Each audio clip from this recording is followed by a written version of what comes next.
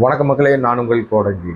அதிமுகவில் பரபரப்புகளும் பஞ்சங்களுக்கும் சிக்கல்களுக்கும் தினம் தினம் புது புது விஷயங்கள் நமக்கு கிடச்சிட்டே இருக்குது.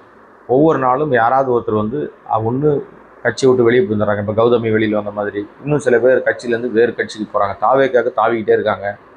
இதை தடுத்து நிறுத்துவதற்கு வழி தெரியாமல் எடப்பாடி ஒரு பக்கம் வந்து ஆலோசனை கூட்டம் அப்படின்னு ஒரு பக்கம் அவர் போயிட்டுருக்காரு.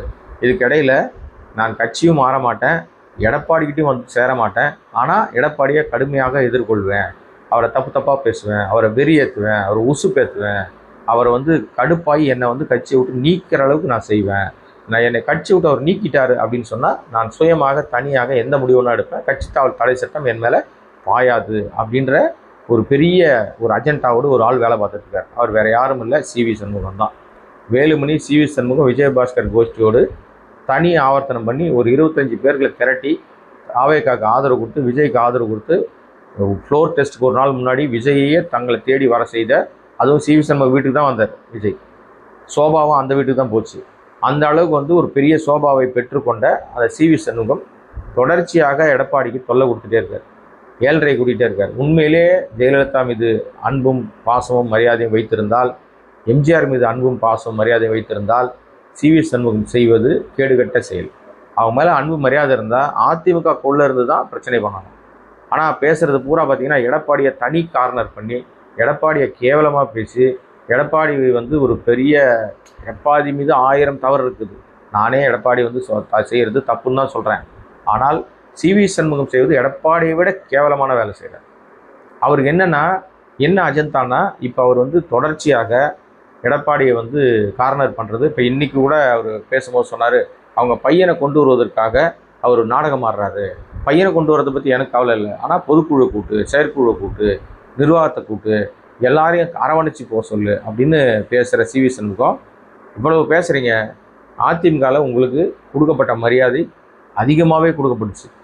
இப்போ மறுபடியும் உங்கள் பதவி கூட தப்பியது எடப்பாடியோட கனிவால் தான். அவர் நினச்சதுனால தான் உங்கள் பதவி நிற்குது. இப்போ உங்களுக்கு தைரியம் இருந்தால் ரிசைன் பண்ணிவிடுங்க, ரிசைன் பண்ணிட்டு போய் தாவேக்கால சேர்ந்துக்கலாம், தப்பே கிடையாது. ஆனால் அதற்காக ஒரு கட்சி தலைவர் மீது தொடர்ச்சியாக அவதூறு பேசிக்கிட்டே இருக்கிறதுன்றது ரொம்ப தப்பான விஷயம். ஏன் இதை செய்கிறார் சிவி சண்முகம்னா, அங்கே தான் சூட்சமும், அங்கே தான் ட்விஸ்ட்டு ஒளிஞ்சிருக்கு.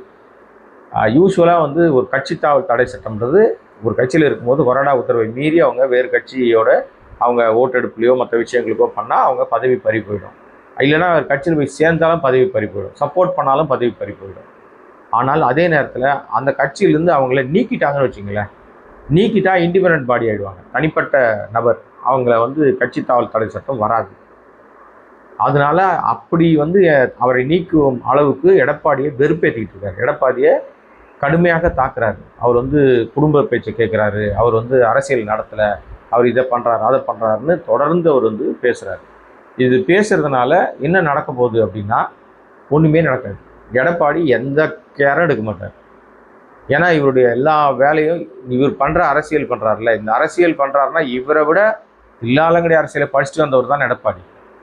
இல்லைன்னா ஒரு சாமானியமாக வந்து சேலத்தில் எடப்பாடின்னு ஒரு கிராமத்தில், எங்கேயோ ஒரு ஸ்கூப் கிராமத்துலேருந்து வட்ட செயலாளராகி அப்படியே படிப்படியாக உயர்ந்து உயர்ந்து உயர்ந்து உயர்ந்து தவழ்ந்தாரோ தரையில் படுத்தாரோ முதலமைச்சர் ஆகிட்டார்ல.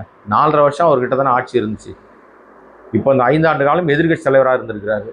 கட்சி அவர்கிட்ட தான் இருக்குது. அவர் இப்போ என்ன பண்ணாலும், எந்த இடைத்தேர்தல் வந்தாலும் ஏஃபார்ம் பிஃபார்மில் கையெழுத்து போடுற பவர் எடப்பாடிக்கு தான் இருக்குது. அப்போ சிவி சண்முகத்தோட திட்டம், அதிமுகவிலேருந்து எடப்பாடி தன்னை விரட்ட வேண்டும். அவரே துரத்தி விட்டார்னா இண்டிபெண்ட் ஆகிட்டு எம்எல்ஏவாகவே போய் நம்ம தாவேக்காக்கு ஆதரவு கொடுத்துடலாம், அப்படியே காலத்தை ஓட்டிடலாம் நம்ம அப்படின்னு ஒரு கீழ்த்தரமான ஒரு புத்தி வச்சுட்டு செய்கிறாருன்னு ஒரு புகார் கிளம்பியிருக்கு. ஆனால் யோசித்து பார்த்தா அது சரியாக தான் வருது. அவர் செய்கிறதெல்லாம் பாருங்கள், அப்படி தான் செஞ்சிட்ருக்காரு. எடப்பாடி இதுக்கு எந்த ரியாக்ஷனும் இல்லாமல் அவர் வேலையை பார்த்துட்ருக்கார்.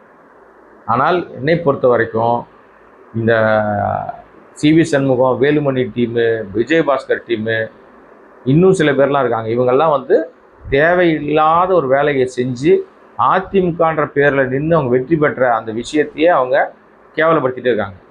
அதுக்கு இந்த ரிசைன்மெண்ட்டு போன மாதிரி இவங்களும் ரிசைன்மெண்ட்டு போய் சேர்ந்துடலாம். இல்லை அதிமுகவுடைய பேரில் இந்த 5 ஆண்டு காலமோ அல்லது இந்த ஆட்சி எவ்வளவு நாளுக்கு நீடிக்கிறதோ அது வரைக்கும் அதிமுக உறுப்பினர்களாகத்தான் வேலை செஞ்சாகணும். என்ன செய்ய போகிறாங்க, எப்படி பண்ண போகிறாங்கன்னு தெரியல. சி.வி. சண்முகத்தின் மீது தொடர் அவதூறுகளுக்கு எடப்பாடி பதில் சொல்லுவாரா, இல்லை இப்போ இருக்க மாதிரியே அப்படியே அவர் பாட்டு அடுத்த வேலையை பார்ப்பாரான்னு தெரியல. பொறுத்திருப்போம். 18ஆம் தேதி அசெம்பிளி கூட போகிறது. அதற்கு முன்னாகவே அவங்க வந்து எம்எல்ஏக்களை கூப்பிட்டு பேசுவாங்க. பேசின பிறகு 18ஆம் தேதி என்ன நடந்துக்கணுன்றதை சொல்லிக் கொடுப்பாங்க. அதை தாண்டி 19ஆம் தேதி தமிழ்நாடு முழுக்க போராட்டத்தை அறிவித்திருக்கிறார் எடப்பாடி.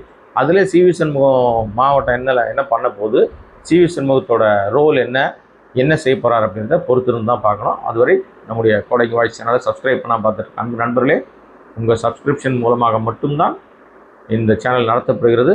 உங்களுடைய அன்பும் ஆதரவும் தொடரும் என்ற நம்பிக்கையிலே உங்களை சந்திக்கிறேன். நன்றி, வணக்கம்.